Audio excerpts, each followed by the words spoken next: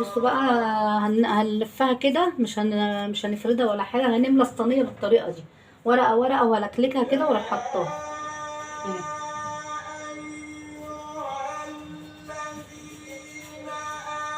بصوا اهي، فيها حاجه دي اهي، نسحف كده ونحط.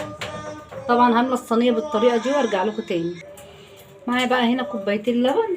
خلاص احنا لفينا الجلاش كله اهو، من غير توريق ولا تفريد ولا فرد ولا اي حاجه. معايا بقى كوبايتين لبن، ومعايا ايه، ومعايا كيس النشا دوت اهو، هاخد منه ايه، معايا النشا اهو، هاخد معلقه نشا كبيره احطها هنا على اللبن. ومعايا سكر بودر، هنحط معلقتين كبار سكر بودر كمان. انا مش عارفه ده سكر ولا ده ايه، يمكن يكون ملح ولا حاجه جايبين التلاجة. لا سكر. ومعايا كمان بيكنج باودر، هنحط نص معلقه بيكنج باودر.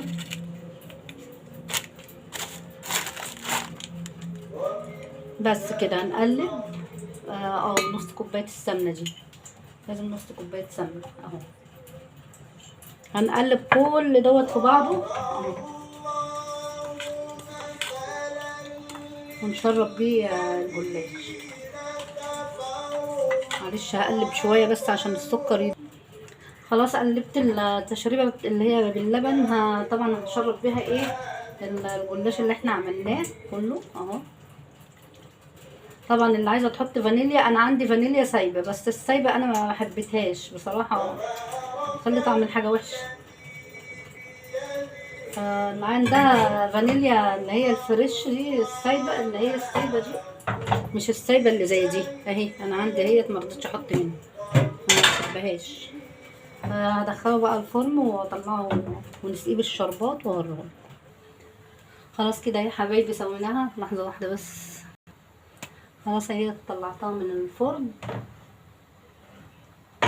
هنسقيها بقى بالشربات. طبعا الشربات ايه، بارد خالص اهو، بارد خالص، هي لسه سخنه والشربات بارد. هنسقيها بقى، سامعين بقى. طبعا الفانيليا عايزه تحطيها في الشربات حطيها، عايزه تحطيها في اللبن اللي احنا عملناه برضه حطيها. خلاص كده حلو قوي كده، هي هتتشرب. هجيب بقى سكينه كده رفيعه وهفتحها كده، هي كده كده هتتشرب. بصي مقرمشه وجميله ازاي، وتفتحي كده عشان العسل هو كده كده شربت العسل اهي. هي كمان اللي هتبقى معسله لان فيها السكر البودر دوت اللي احنا حاطينه. هطلع لكم حته بقى تشوفوها. بصوا طلع كل ورده لوحدها، كل حته قطعه جلاش عملناها طلع لوحدها. شايفين اللي احنا عملناهم زي وردات كده، شايفين الجمال. تعالوا بقى يا حبايبي اتفضلوا، جميله جدا. تعالوا نجيب معلقه وندوق. شايفين